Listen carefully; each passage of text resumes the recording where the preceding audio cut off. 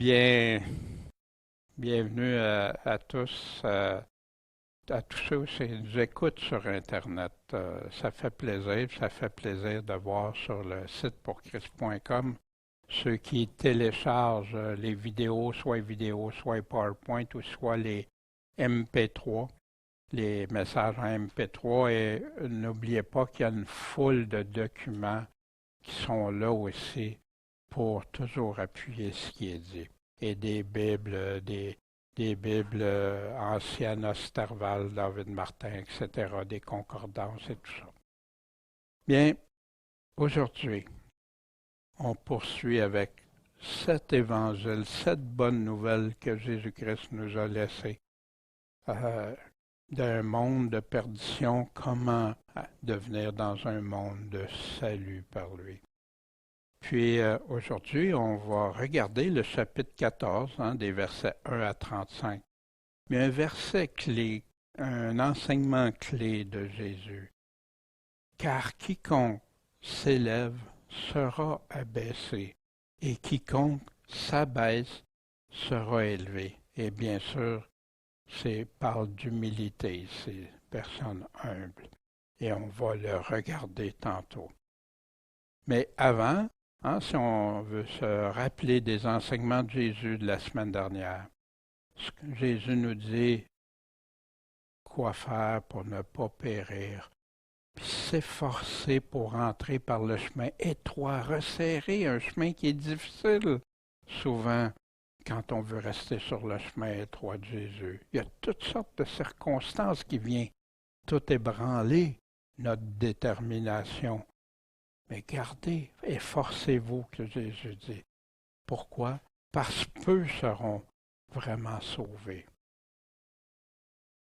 Mais on a un Dieu patient qui permet un temps déterminé pour permettre de porter des fruits dignes de repentance, comme le figuier. Mais aussi le figuier, s'il ne produit pas, coupe-le, qu'il dit. Fait que n'essayons jamais de tenter les limites de Dieu. Puis on a vu que depuis près de 2000 ans, le royaume a grandi comme Jésus l'avait prédit à partir de deux exemples très simples. Le petit grain de moutarde qui devient un arbre que les oiseaux peuvent aller même dessus. Puis du levain avec la pâte qui part petit puis qui grandit avec.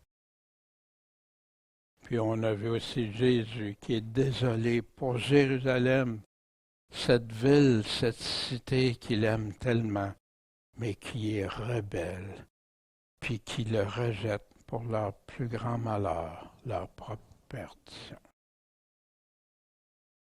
Bien, ce matin, nous allons regarder le chapitre 14, mais juste avant. Seigneur Tout-Puissant, premièrement, merci pour ta parole. Merci pour cette référence sur laquelle on peut s'appuyer à 100%. Tu as démontré, Seigneur, au travers tant de prophéties, même de choses, de faits, que les scientifiques en sont restés bouche bée quand ils ont vu que tu avais déjà parlé de ces choses, Seigneur.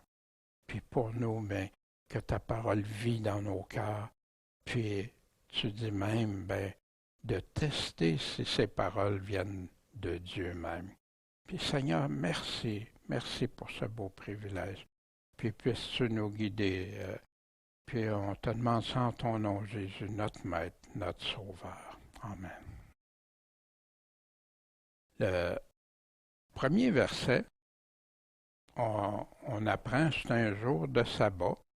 Puis Jésus est entré dans la maison d'un des principaux pharisiens pour aller y manger. Maintenant, qu'est-ce qui se passe là encore? Là, on apprend il va là pour manger, c'est un jour de sabbat, puis c'est un des principaux des responsables des pharisiens. Puis ceux-ci, qu'est-ce qu'ils faisaient? Ils l'observaient. Vous savez, Jésus était scruté à la loupe régulièrement. Puis là, il y avait un homme hydropique qui était devant lui. Hydropique, qu'est-ce que ça veut dire? Voici, c'est quelqu'un qui a de l'hydropisie. c'est de la retention ou épanchement normal, hein, du liquide qui a l'aspect du sérum sanguin qui entre les éléments du tissu conjonctif ou dans une cavité. Autrefois, dans voyons, définition plus ancienne, qui a les membres enflés par une abondance d'eau ou de vent, même d'air. Les hydropiques boivent beaucoup sans se désaltérer. Fait que cet homme-là avait quelque chose qui est quand même était très pénible, très difficile pour lui. Fait que Jésus prend la parole, puis il dit au docteur de la loi, puis aux pharisiens, est-il permis de guérir le jour de sabbat? Jésus prend les devants. Alors, vous savez, il s'est fait critiquer souvent parce qu'il guérissait le jour de sabbat et tout ça. Mais Jésus profite de chaque occasion.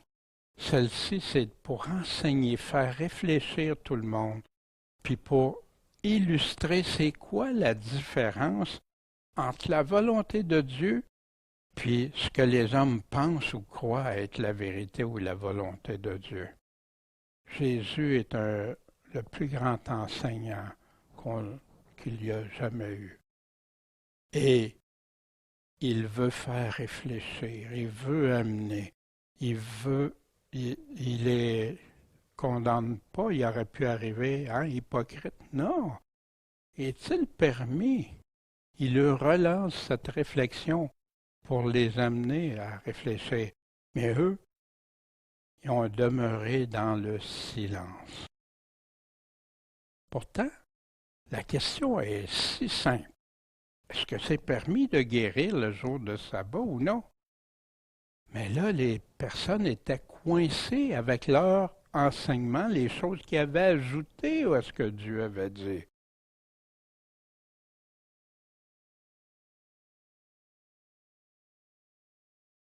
Puis, quand il a vu qu'il était du silence, qui de vous, si son âne ou son bœuf tombe dans un puits, n'en retire pas aussitôt? Quand? Le jour même du sabbat. Oh! Encore, ils n'ont pas pu y répondre. Pourtant, la réponse c'est ben oui, on y va. Pourquoi? Parce qu'ils étaient pris avec toute leur théologie qui les empêchait de le voir, les empêchait d'écouter vraiment ce que Jésus, puis que Jésus voulait leur démontrer quelle est la volonté de Dieu, la véritable volonté. Pensez-vous que Dieu a donné le jour du sabbat aux Juifs, aux Israélites, pour que ceux-ci se mettent le jour du sabbat, on ne fait plus rien. Même si quelqu'un, la maison est en feu, n'importe quoi arrive, on ne peut pas faire ces choses-là. Mais si ton âme tombe, ta brebis ou il arrive quelque chose, ah oui, là tu peux. Jésus les amenait à une réflexion. Combien ont vraiment saisi cette occasion de réfléchir? Le texte ne le dit pas. On sait par contre qu'il y a plusieurs pharisiens qui se sont convertis. Par la suite, on apprend ça là, plus loin. Et fait que là, Jésus profite de l'occasion encore pour enseigner d'autres choses. Hein? Jésus arrive en quelque part, il voit des choses, on lui pose des questions, il voit une situation, il voit une plante qui est en train de pousser, il voit des choses, puis il se sert des exemples simples, concrets que les gens voient, comprennent bien. Voici, il lui donne un exemple à partir de ce qu'il a remarqué comment les personnes qui étaient à ce souper-là choisissaient les premières places, les meilleures places. Fait que là, il leur dit, quand quelqu'un t'invitera à des noces, ne te mets pas à la première place. Pourquoi? De peur qu'il se trouve parmi les conviés, les invités, une personne plus considérable que toi. Tu sais, souvent, les mariages, hein, c'est tout organisé, déterminé, ben OK, selon hein, un degré, hein, ou même à la table en avant, qui est réservé à des personnes. Fait que toi, va pas choisir les premières places. Il n'est pas en train de dire si c'est pas déjà déterminé, c'est pas ça. Et que celui qui vous aura invité, toi et lui, celui que la personne arrive par la suite, ne vienne et ne te dise, mais cède la place à celui-ci. Puis là, que tu aies honte d'être mis à la dernière place. Hein? On comprend tout très bien l'exemple, hein, que tu es là, puis là, devant tout le monde. Mais quand tu seras invité, va te mettre à la dernière place, hein, celle qui démontre le moins d'importance, afin que quand celui qui t'a invité viendra, il te dise, mon ami, monte plus haut. Alors cela te fera honneur devant ceux qui seront à table avec toi. Jésus citait un proverbe, le proverbe 25. Hein? Puis quand Jésus cite ça, c'est parce que c'est lui-même qui est l'auteur en arrière, fait qu'il sait très bien. On a une référence. Ne fais pas le magnifique devant le roi, ne te mets pas au rang des grands, car il vaut mieux qu'on te dise monte ici que l'on t'abaissait devant le prince que tes yeux auront vu. Un principe.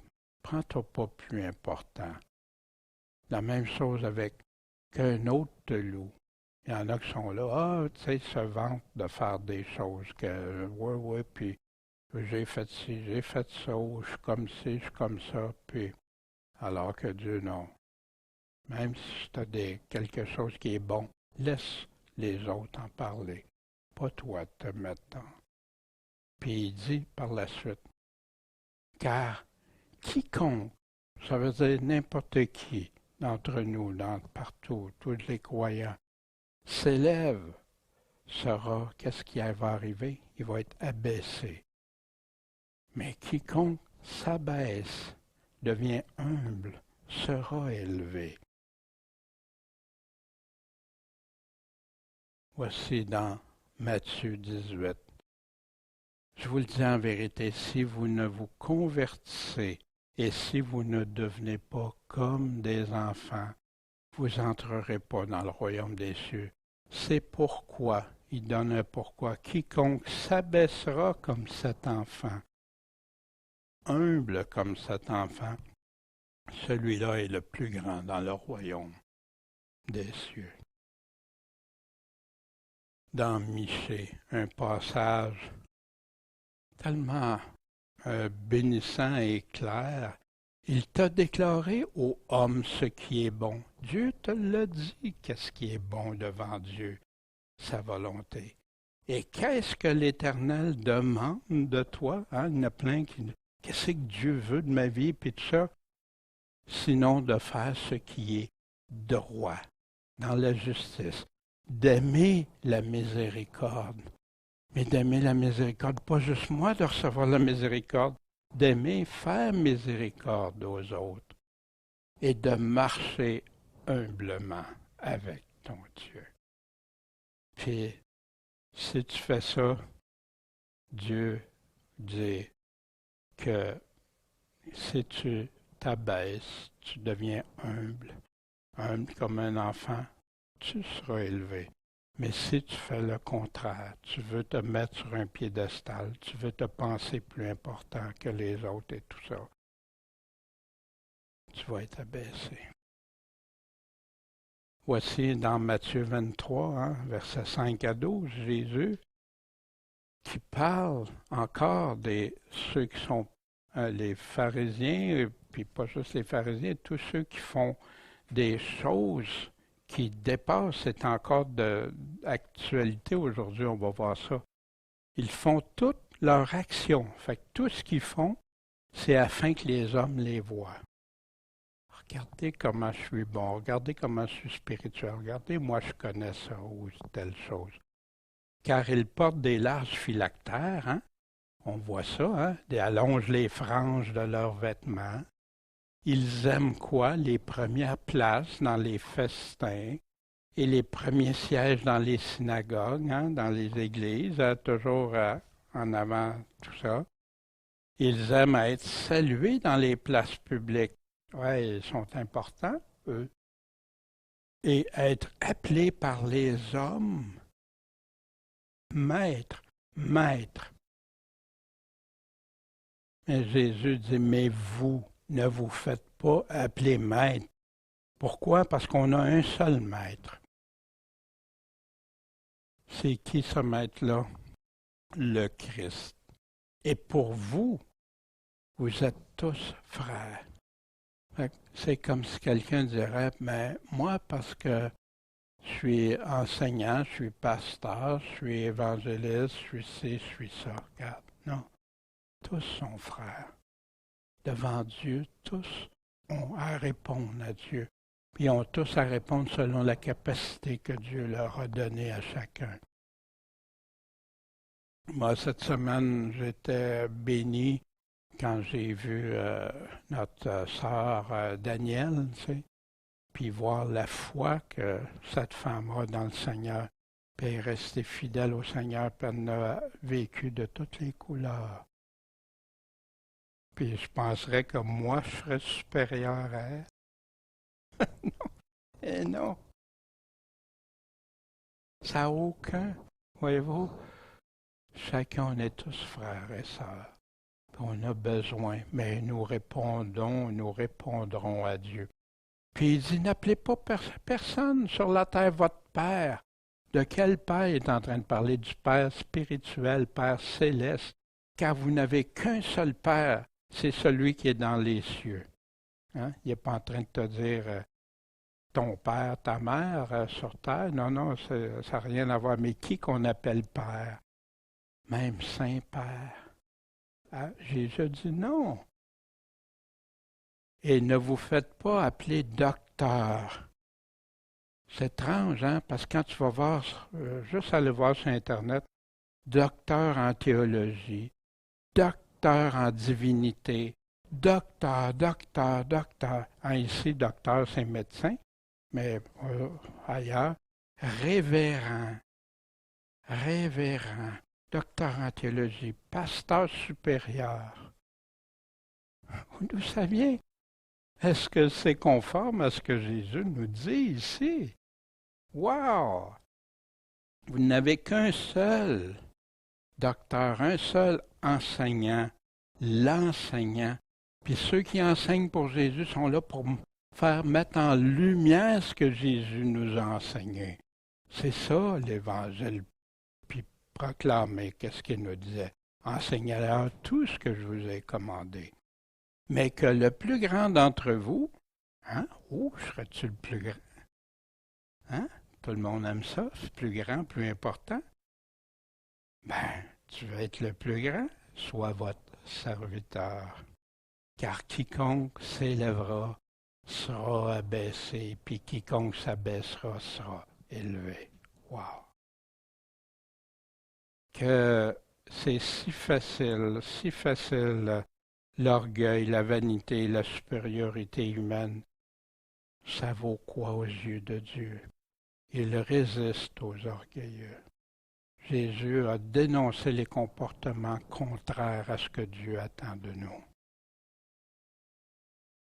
Et il disait à celui qui l'avait invité, quand tu fais un dîner ou un souper, invite pas tes amis, ni tes frères, ni tes parents, ni tes voisins riches, de peur qu'ils ne t'invitent à leur tour. En passant, il y en a qui prenaient ça pour dire, ben, Jésus nous interdit de s'inviter les uns et les... Non, c'est pas ça. On va voir pourquoi il donne cette image-là, cet exemple-là. De peur qu'ils ne t'invitent à leur tour et qu'on ne te rende l'appareil. C'est dans ce sens-là que Jésus aborde. Mais quand tu feras un festin, invite ou convie qui? Les pauvres, les impotents, ceux qui n'ont pas la capacité, ceux qui sont limités, les boiteux, les aveugles, les plus vulnérables, les plus rejetés de la société. Puis il dit, si tu fais ça, et tu seras heureux. Pourquoi? Parce qu'ils ne peuvent pas te le rendre. Hein? Jésus, il a plus de bonheur à donner qu'à recevoir. Car tu en recevras la récompense quand à la résurrection des justes. Amasse-toi des trésors. Combien de fois Jésus parle, puis d'aimer son prochain, puis aimer, d'ailleurs, une des paroles, hein, Dieu aime et est à la défense des veuves, des orphelins, pas pour rien. Mais ici, il est en train de nous dire, ben, fais ce que tu peux pour ceux qui ne peuvent pas te le remettre. Puis tu vas en recevoir la récompense. Voici souvenez la parabole et l'image, bouc et brebis. Ceux qui ne peuvent pas te le rendre ici-bas. Alors le roi dira à ceux qui sont à sa droite, venez vous qui êtes bénis de mon Père. Faites du bien que son Père fait du bien. Et possédez quoi? En héritage le royaume qui vous a été préparé dès la fondation du monde. À ceux qui... Mais pourquoi qu'il leur dit ça à eux? Car, le pourquoi, j'ai eu faim, vous m'avez donné à manger. J'ai eu soif, vous m'avez donné à boire. J'étais étranger, vous m'avez recueilli. J'étais nu, vous m'avez vêtu. J'étais malade et vous m'avez visité. J'étais en prison et vous êtes venus me voir. Alors les justes lui répondront, Seigneur, quand est-ce que on t'a fait une de ces choses-là? Et le roi répondant leur dirait, je vous le dis en vérité, en tant que vous avez fait ces choses à l'un de ces plus petits de mes frères, vous me les avez faites à moi-même. Jésus prend cette image-là pour lui. Quand on fait ça à ceux qui ne peuvent pas nous le rendre, ceux qui sont vulnérables, ceux qui sont... Et ça fait partie de l'amour de son prochain. Comme le bon Samaritain. Ensuite, il dira à ceux qui sont à gauche, vous autres, retirez-vous de moi, maudits. Allez au feu éternel préparé pour le diable et ses anges. Pourquoi? Parce que j'ai eu faim, vous ne m'avez pas donné à manger. J'ai eu soif, vous ne m'avez pas donné à boire. J'étais étranger, vous ne m'avez pas recueilli. J'étais nu, vous ne m'avez pas vêtu. J'étais malade et en prison, vous ne m'avez pas visité. Fait que là, ils répondent, ben, Seigneur, quand est-ce qu'on t'a vu avoir faim, soif, étranger, nu, malade, en prison, et qu'on ne t'a pas aidé? Je vous le dis en vérité, en tant que vous n'avez pas fait ces choses à l'un de ses plus petits, il venait de dire, un de ses plus petits de ses frères, vous ne me les avez pas faites à moi-même. Et quelles conséquences? Les autres ne recevront pas la récompense des justes, vont recevoir la récompense des injustes. Ils iront où? Aux peines éternelles. Mais les justes iront où? À la vie éternelle. La différence, cette différence d'être heureux parce qu'ils ne peuvent pas te le rendre quand ils ont faim, soif, etc. Les justes y ont donné à manger, ils ont donné à boire, ils ont accueilli ceux qui étaient immigrés, qui étaient rejetés. Ils ont vêtu ceux qui n'avaient pas de vêtements. Ils ont visité les malades. Ils ont visité les prisonniers. Les injustes, ils n'ont pas donné. Ils n'ont pas donné, pas vêtu, pas accueilli, pas visité. Ça. Puis des fois, moi, j'aime ça regarder, Seigneur, où je peux cocher, moi. Où je peux cocher. Puis des fois, on ne peut pas tout faire tout en même temps. Mais quand des situations arrivent devant nous, Seigneur, c'est étrange, hein? Il y en a qui prennent ça que des paroles superflues de Jésus. Pourtant, quelle est la différence? Les justes ont fait, puis ont hérité le royaume.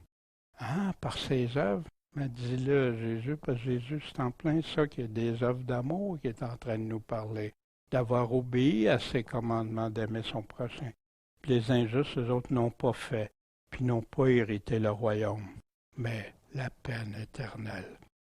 Vous savez, beaucoup dans la chrétienté, ils parlent tellement contre les œuvres qu'ils en viennent même à supprimer les paroles mêmes de Jésus, les bonnes œuvres que Dieu a préparées d'avance pour ceux qui l'aiment. Puis quand un frère est dans la misère, une sœur, on en a plein aujourd'hui, on peut partager, pas se mettre en détresse, mais qu'est-ce qu'on peut faire pour eux, pour les aider actuellement qui vivent toutes ces situations. Fait que là, il y a un de ceux qui était à table, hein, il avait écouté tout ça, il avait entendu, puis wow!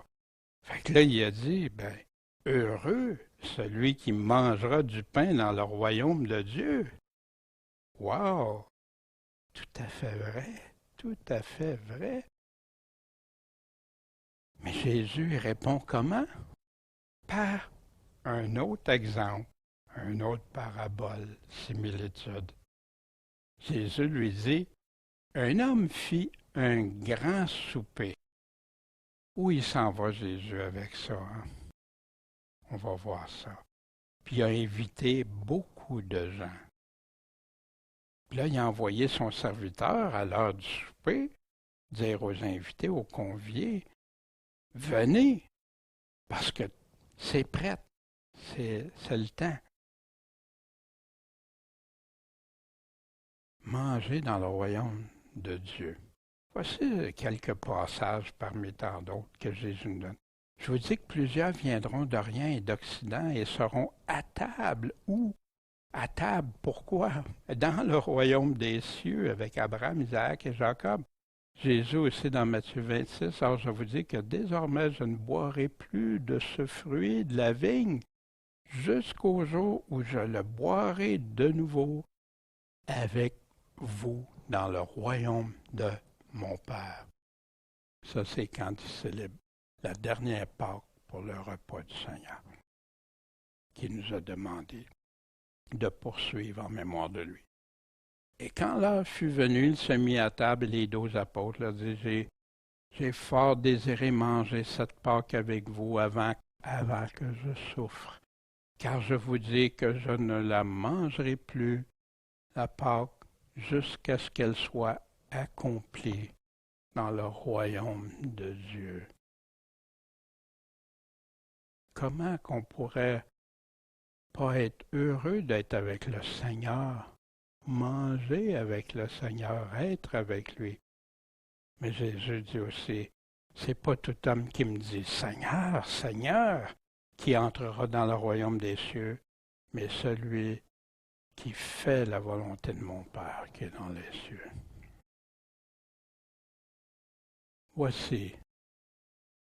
Voici l'événement, l'endroit le plus clair qu'on nous parle de ce grand banquet. C'est tout dans l'Apocalypse au chapitre 19, tout de suite après qu'on a chanté Alléluia, Alléluia, puis répété. Pourquoi? Parce que ses jugements sont véritables et justes. Il a jugé la grande prostituée qui corrompait la terre par son impudicité. Il a vengé le sang de ses serviteurs. Sa fumée monte au siècle des siècles. Fait que il faut que ça arrive. Que la grande prostituée, la Babylone, soit jugée par Dieu. Puis une voix sortait du trône en disant, louez notre Dieu, vous tous ses serviteurs, et vous qui le craignez, petits et grands. Et j'entendais la voix d'une grande multitude, comme le bruit des grosses eaux, comme la voix de grands tonnerres. Wow, c'était puissant. Alléluia! Pourquoi? Parce qu'il règne, le Seigneur Dieu, le Tout-Puissant. Réjouissons-nous, heureux, et faisons éclater notre joie. Donnons-lui gloire. Pourquoi? Parce que les noces de l'agneau, vous vous souvenez, Jésus a utilisé cette référence, sont venues, c'était prête. Et son épouse séparée. Et il lui a été donné d'être vêtu d'un fin lin pur éclatant, car le fin lin, ce sont les justices des saints. Alors, l'ange me dit, écris quoi? Heureux ceux qui sont appelés au banquet des noces de l'agneau. Heureux celui qui mangera dans le royaume des cieux. Ce sont là les véritables paroles de Dieu. Est-ce qu'on a cette espérance en nous? Puis est-ce qu'on réalise qu'est-ce que ça va être d'être enfin avec le Seigneur Tout-Puissant? Mais malheureusement aussi, on sait qu'il y en a beaucoup qui ont été appelés. Voici ce que Jésus met en garde. Et ils se mirent tous de concert, ceux qui avaient été appelés, invités au banquet, à s'excuser. Le premier lui dit, j'ai acheté une terre, fait qu'il me faut nécessairement partir et aller la voir. Je te prie de m'excuser.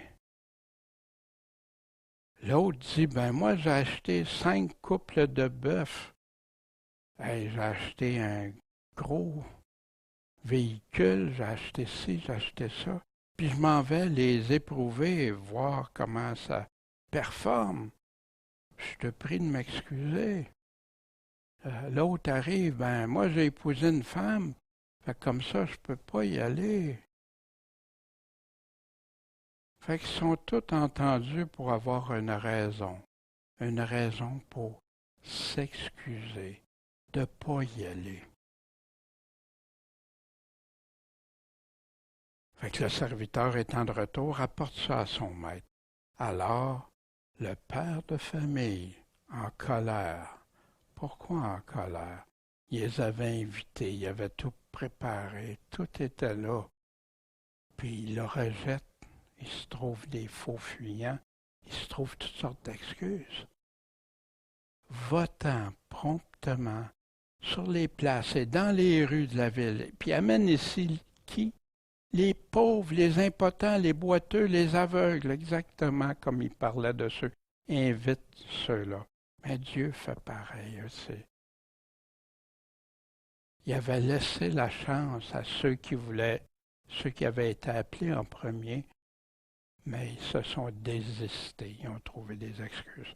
Ensuite, le serviteur dit, « Seigneur, on a fait ce que tu as commandé, puis encore de la place. » Dieu a encore de la miséricorde. Dieu a encore son amour, son très grand amour. Dieu veut que son souper, son banquet, qui est des gens. Le maître dit au serviteur, ben, va dans les chemins, puis le long des haies, regarde partout, et contraint d'entrer ceux qui y sont. Dans quel but? Pour que ma maison soit remplie. J'ai préparé ça avec amour, j'ai préparé ça pour que... Puis là, on voit que les premiers, ils n'en veulent pas. Puis il dit, car je vous dis, aucun de ceux qui avaient été invités, conviés, appelés, ne goûtera de mon souper. Ceux que Dieu avait invités en premier. Ici, Jésus faisait réfléchir qui? Les pharisiens.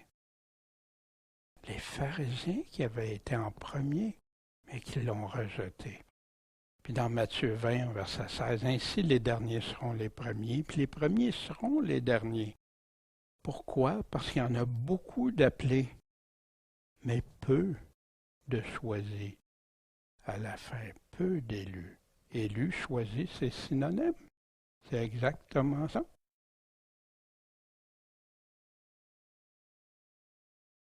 Comme une grande multitude de gens allaient avec Jésus, il s'est tourné vers eux, puis il leur a dit, « Si quelqu'un vient à moi et ne hait pas son père, sa mère, sa femme, ses enfants, ses frères, ses sœurs. Wow, haïr Seigneur, qu'est-ce que c'est ça? On va regarder ça dans quelques instants. Mais, où c'est encore, le mot haïr a fait réagir beaucoup de gens. Puis avec raison, parce qu'on veut se poser des questions, on va le regarder. Si quelqu'un vient à moi, ça veut dire si quelqu'un veut me suivre, veut être avec moi, veut être sauvé par moi, veut être mon disciple. Mais il met une phrase ici. Plus encore haïr sa propre vie, il ne peut être mon disciple. Ça va tellement à l'encontre de ce que le monde d'aujourd'hui nous dit. Non, ta vie, là, c'est ce qui est le plus important. Tu es le centre de tout, le moi est mis en dedans. Ton amour propre est plus important que tout le reste. C'est pour ça qu'on entend des personnes, des fois, parler de toutes sortes de choses, même des abominations. Puis ils disent, ouais, mais moi, tu sais, moi, si ça marche pas comme ça m'agresse, ça m'offusque, ça me... Aussi, on va revoir ça plus tard dans le chapitre 18 de Luc, mais on va juste regarder quelques instants. Pierre dit, voici, nous les apôtres, nous avons tout quitté et nous t'avons suivi. Ils ont mis en pratique ce que Jésus disait. Puis il leur dit en vérité qu'il n'y ait personne qui ait laissé une maison ou des parents ou des frères ou une femme ou des enfants. Mais pourquoi? La condition, pas parce que je veux pour moi, non, pour le royaume de Dieu, pour faire la volonté de Dieu, qui ne reçoive beaucoup plus dans ce siècle-ci et dans le siècle à venir, la vie éternelle. Ici, Jésus répond à une question. Tu veux le royaume de Dieu? Tu veux me suivre? Sois prêt à tout quitter.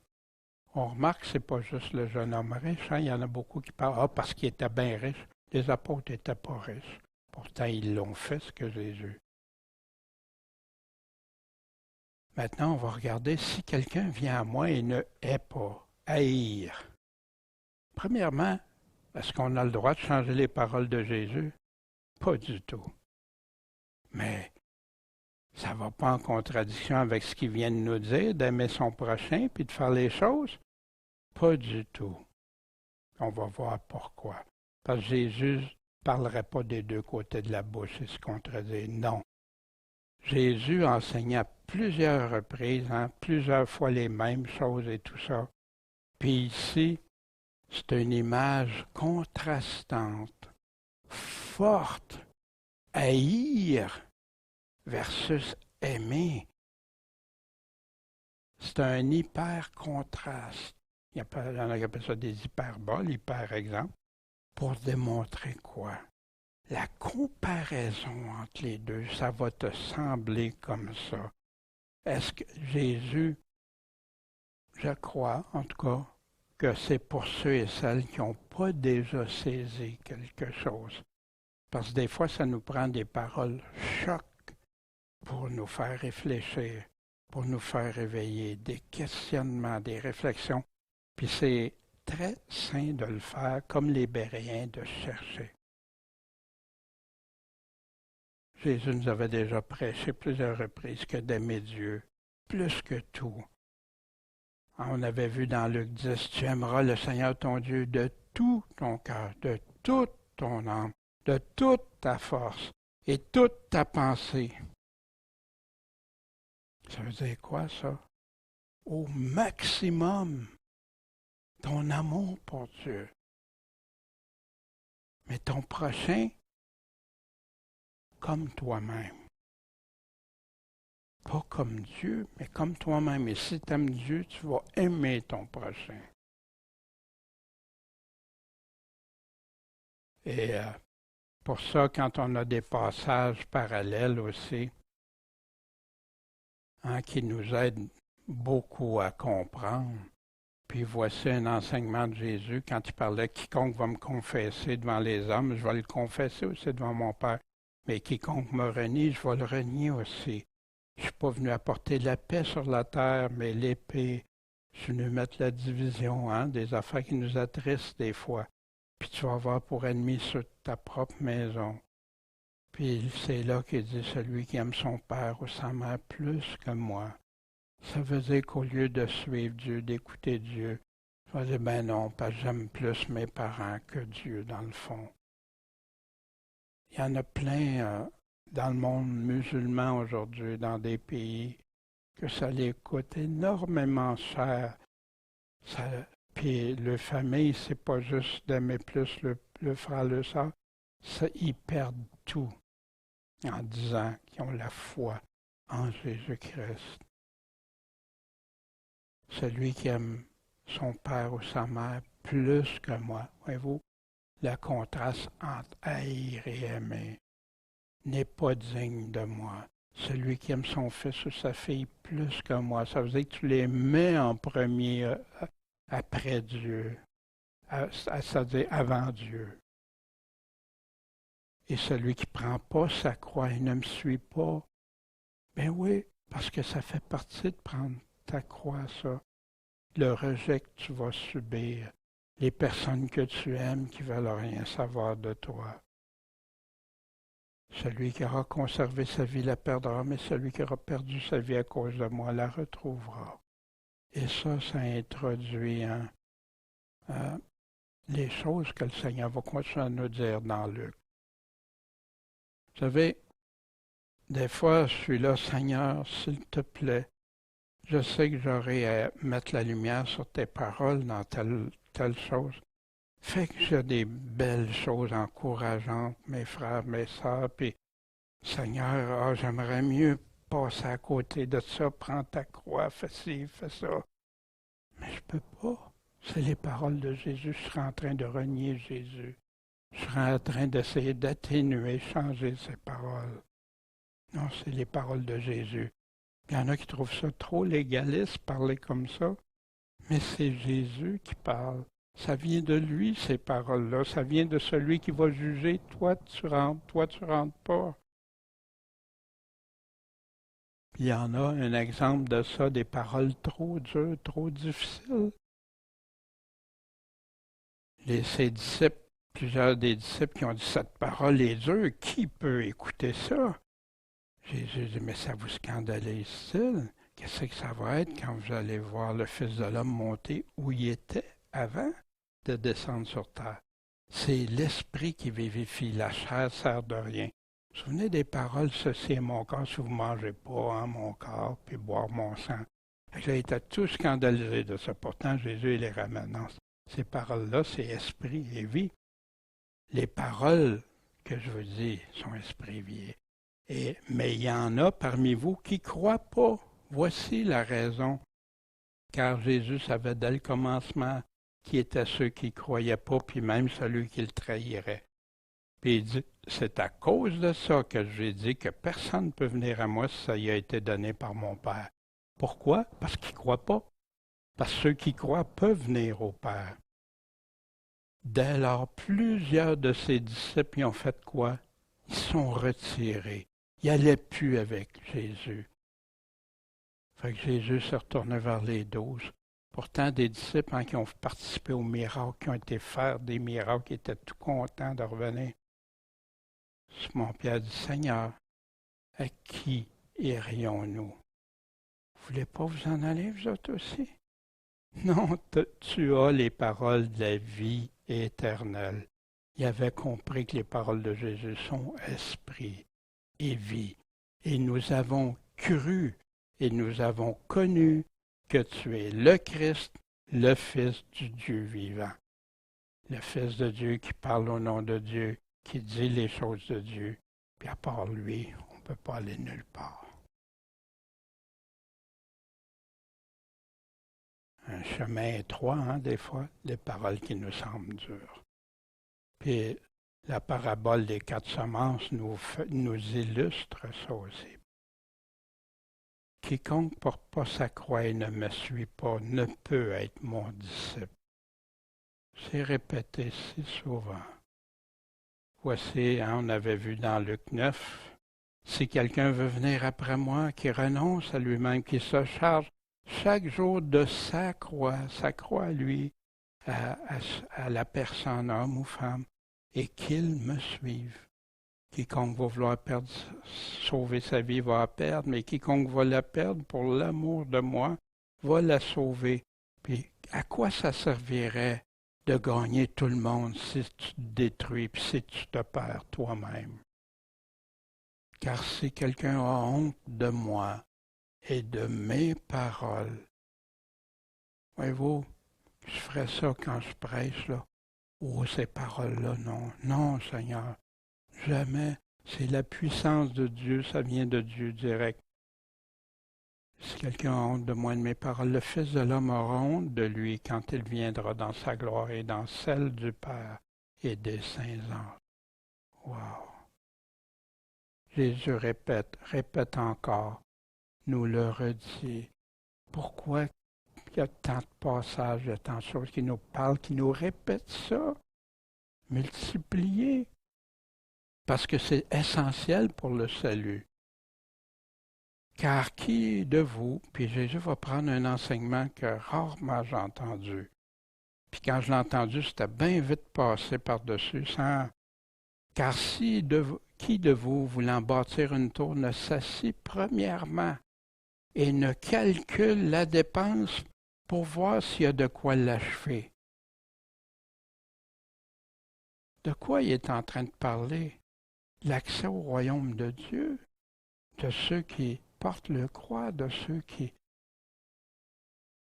de peur qu'après qu'il en aura posé les fondements, il n'a pas pu achever, il n'a pas pu terminer. Puis tous ceux qui le verront ne viennent à se moquer de lui. Puis qui disent, cet homme a commencé de bâtir puis il n'a pas pu achever. Savez-vous que combien de chrétiens ont abandonné en cours de route? Combien d'ex-croyants, de missionnaires, on en connaît personnellement, qui ont abandonné, des pasteurs. Pourquoi? Parce que c'est trop, ça me coûte trop. C'est trop exigeant, trop cher. Mais Jésus dit, avant, assieds-toi. Là, on dit aux gens, non, non, viens à Jésus, puis il n'y a pas de problème, il va t'accepter comme tu es, même sans repentance pour certains. Wow! Parce qu'il y en a qui pensent que la repentance, c'est une œuvre, donc tu ne peux pas être sauvé par tes œuvres, hein, les œuvres de la loi. Paul parlait, mais c'est pas grave, ça change.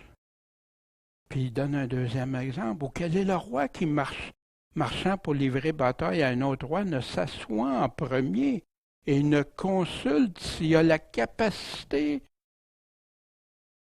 avec 10 000 hommes, d'aller à la rencontre de celui qui vient contre lui avec 20 000. Il est 2 fois plus fort que moi, au moins. Qui fait ça?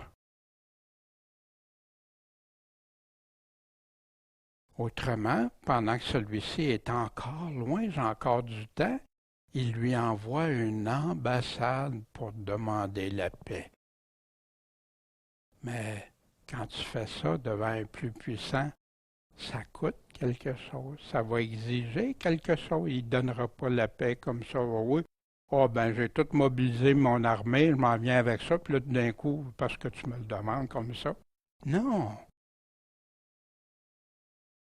Jésus dit, ben comme ça, de la même façon, ainsi quiconque parmi vous ne renonce pas à tout ce qu'il a, ne peut être mon disciple. Comme celui qui a commencé à bâtir, mais si tu ne renonces pas à tout, tu ne t'engages pas, tu ne prends pas un engagement déterminé, puis comme l'autre que tu vas aller demander la paix, que ça va peut-être tout te coûter, puis tu vas perdre ta liberté en échange ou quoi que ce soit. Quiconque parmi vous ne renonce pas à tout ce qu'il a ne peut être mon disciple.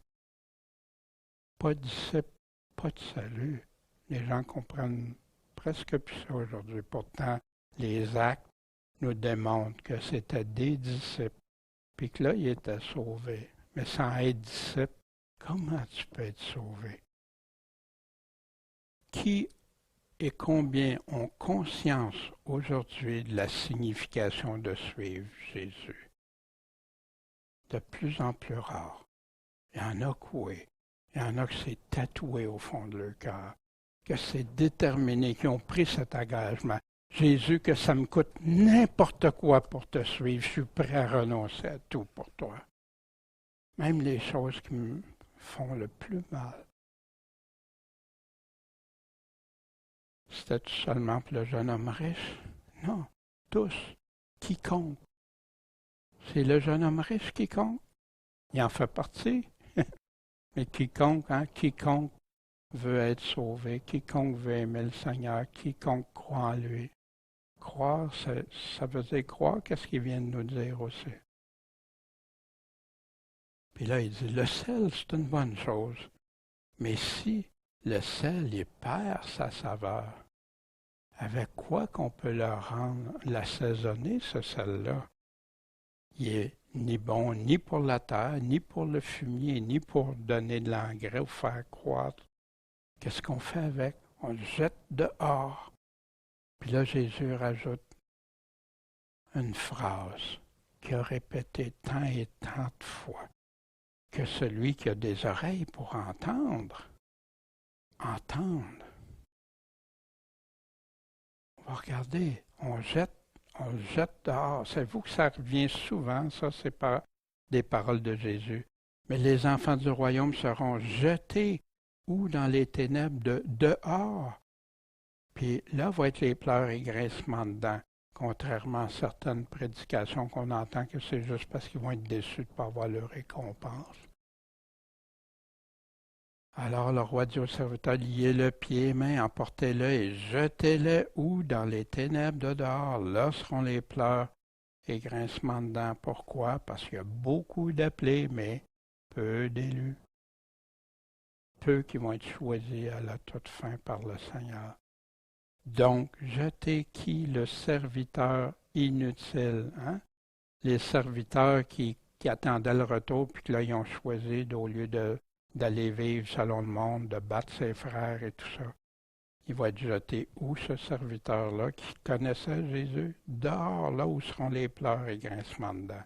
Si quelqu'un demeure pas en moi, il reste pas en moi, il s'éloigne, il s'en va ailleurs, il est jeté dehors.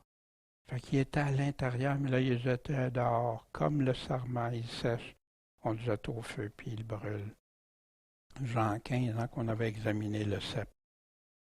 Puis voici dans l'Apocalypse, mais dehors, qui? Impudique, empoisonneur, fornicateur, meurtrier, idolâtre, quiconque aime et pratique le mensonge.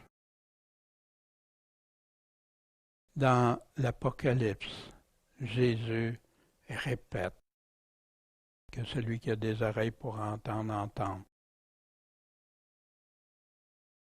Chapitre 2, 7, 2, 11, 2, 17, 2, 29, 3, 6 l'Apocalypse, 3, 13 l'Apocalypse, 3, 22. Qui a vraiment écouté? Qui a été voir de quoi Jésus est en train de dire? Les bonnes choses et les mauvaises choses. Qui a vraiment écouté?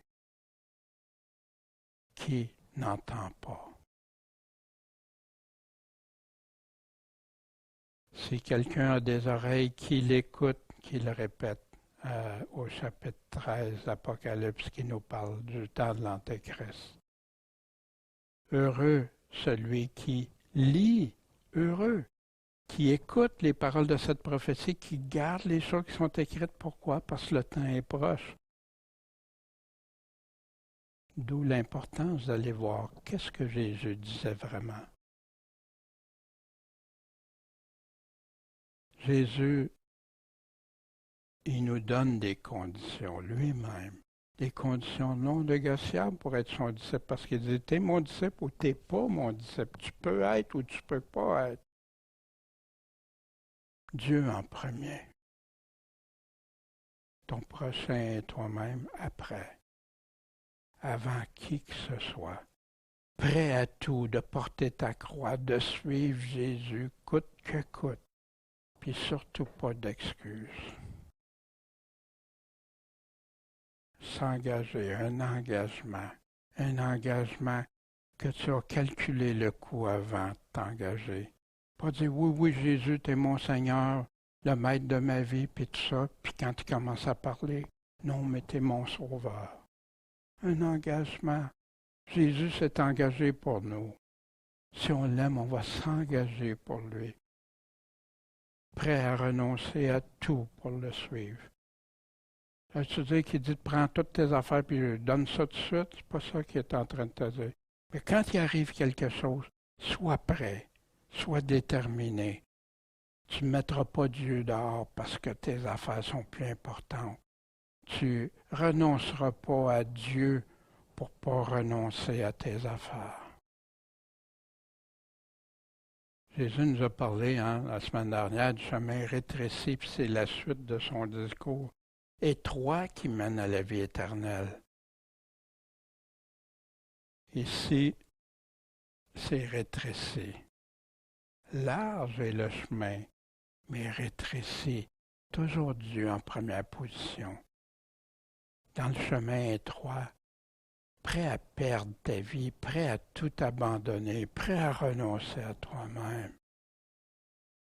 Des paroles dures, mais combien vraies, combien essentielles. Être le sel, porter du fruit, s'efforcer d'entrer. Peu pourront.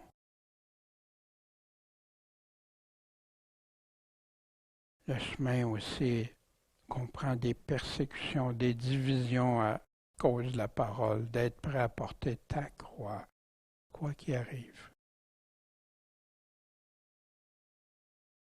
Puis dans le chemin rétréci, si tu veux être son disciple ou ne pas être. Pour l'être, c'est un engagement calculé, déterminé, persévérant, coûte que coûte. Ça, c'est le véritable évangile de Jésus-Christ.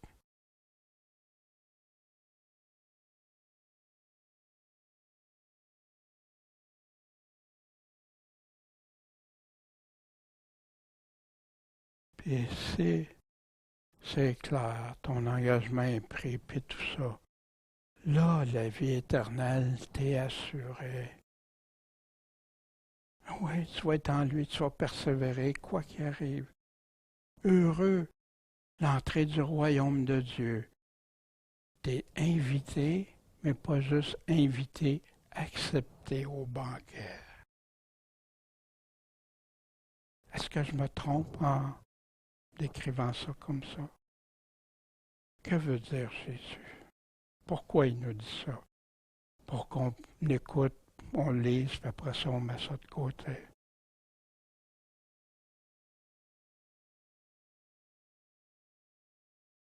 Et le pourquoi d'abandon de la foi, l'apostasie, il y a beaucoup d'appelés, mais peu de choisis. Parce que c'est plus difficile. Il y en a peu qui vont réussir à entrer. Il y en a beaucoup qui vont préférer les enseignements agréables. Il y en a qui ne veulent pas d'assemblée. Il y en a qui ne veulent pas suivre le Seigneur. Puis il y en a qui vont des assemblées qui entendent des choses agréables, sucrées, mais ils vont fermer l'oreille à la vérité. Ils n'écoutent pas les nombreux avertissements. Ils se bouchent les oreilles. Les tièdes, les vierges insensées, les tièdes vont être vomis, vierges insensées, que la porte est fermée, serviteurs inutiles, les serviteurs infidèles, les boucs, les brebis, les lâches, ceux qui choisissent de vivre selon leur propre pensée et non celle de Dieu. Leur moi, ce que Paul nous disait que vers la fin, le moi serait. Pourtant, est-ce que c'est des paroles nébuleuses? Elles sont si claires, si simples, la simplicité de l'Évangile, mais que le monde d'aujourd'hui n'est pas prêt à recevoir. Pourtant, si on lit bien attentivement Pierre, Paul, Jean, Jacques, Jude, l'Apocalypse, on a plein d'avertissements parce que Jésus nous aime. Jésus veut qu'on fasse le bon choix, la bonne part. Et si on se rappelle la parabole du sommeur qu'on avait vue, les deuxième et troisième terrains, il y en a qui abandonnent, il y en a qui laissent étouffer. Il y en a un seul qui porte du fruit selon Dieu. Ceux avec un cœur bon, honnête et qui persévèrent à porter du fruit pour le Seigneur. Puis si on est en train de faire ça, le Seigneur nous bénit, nous accorde pleinement ses promesses. Les deux dernières promesses et avertissements de Jésus avant son retour. Puis la première promesse et avertissement. C'en est fait. Je suis l'alpha et l'oméga, le commencement et la fin. Il n'y avait rien avant, puis il n'y a plus rien après que lui. C'est lui, de A à Z. Je donnerai gratuitement la source d'eau vive à celui qui a soif. Mais soif de quoi? Soif de lui, soif de sa vérité, soif d'être avec lui. Celui qui vaincra héritera toutes choses. La promesse, celui qui va être vainqueur, puis ton eau vive qui donne la vie, je vais te la donner. Je serai son Dieu, il sera mon fils. Et là, voici l'avertissement, parce que Jésus fait toujours des promesses et avertissements qui sont reliés ensemble. Mais pour les lâches, qui sont lâches? Ceux qui ne veulent pas, ils vont abandonner, ils vont le renier, ils ne porteront pas la croix, ils ne veulent pas ces choses-là.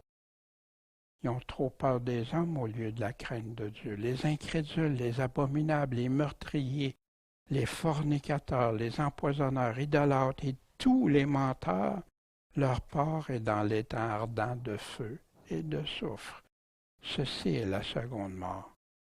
Mais on essaie tellement de rassurer les gens. Ah, tu crois en Jésus, t'es sauvé. Puis ça ne s'applique pas pour toi. Ah ouais?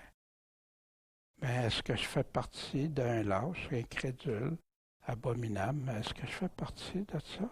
Puis je vais dire, Jésus, t'as tort. Le vrai chrétien, il suit Dieu. Puis le deuxième, voici le deuxième. Ça, hein, le premier est au chapitre 21, le dernier livre qu'on a dans le Nouveau Testament, le livre qui a été écrit après tous les autres par l'apôtre Jean. Que celui qui est injuste soit encore injuste, que celui qui est souillé, ben, il souille encore, mais que celui qui est juste devienne plus juste encore, que celui qui est saint se sanctifie encore davantage. Voyez-vous les deux contrastes? Deux mondes. Voici, je viens bientôt. J'ai mon salaire, ma rétribution avec moi pour rendre à chacun quoi selon que ses œuvres auront été.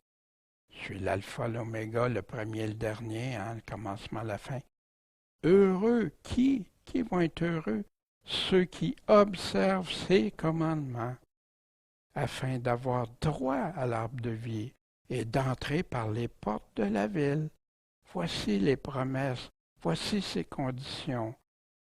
Mais voici ses avertissements. Dehors seront les impudiques, empoisonneurs, fornicateurs, meurtriers, idolâtres et quiconque aime et pratique le mensonge. Mais à qui Jésus s'adresse? Moi, Jésus, j'ai envoyé mon ange. Pourquoi? Dans quel but? Pour vous. Qui vous, les chrétiens, rendre témoignage de ces choses où? Dans les églises. Savez-vous qu'il y a des églises qui choisissent de ne pas regarder l'Apocalypse? Oh non, c'est trop compliqué. Oh, ça fait trop de chicane. Ah ben non, ça vient à l'encontre de notre théologie sur d'autres choses, parce que le Jésus est très clair. Pourtant, il reparle les mêmes choses qu'il a dit dans le Nouveau Testament. Et voici. Qui entend, qui ferme les oreilles? Jésus, c'est lui qui va être le juge de tout ça. Si on veut bien réfléchir aux enseignements de Jésus, est-ce qu'on marche humblement avec Dieu et envers les frères et sœurs? Question à se poser, ben de qui je pourrais être supérieur, plus important que? Tu partages-tu avec ceux et celles qui ne pourront pas te rendre l'appareil? ton sel? C'est-tu du bon sel? La préservation. As-tu déjà calculé avant de t'engager à devenir son disciple et à être engagé, d'être un avec lui? Ou c'est comme beaucoup d'aujourd'hui ont entendu un évangile qui ne donnait pas tout le conseil de Dieu. Puis que oui, oui, Seigneur, mais c'est pour ça qu'il dit, il y en a beaucoup qui vont appeler Seigneur, Seigneur, mais c'est un tout avec le Seigneur. Puis on pense que c'est pénible. Non, parce que c'est drôle, hein? À chaque fois que tu as des combats et des choses, au début, ça vient nous. Mais après ça, il nous rend, il nous bénit. Il nous rend la paix que le monde. Puis je regarde des chrétiens, des fois, qui vivent dans toutes sortes de situations difficiles, mais qui ont la paix au travers de ça. Ça vient d'où? Une paix que Dieu seul peut donner. Puis d'autres qui sont toujours sur leur moi, puis qui vivent toutes sortes de difficultés, de tiraillements. On est gagnant avec le Seigneur. C'est être avec lui.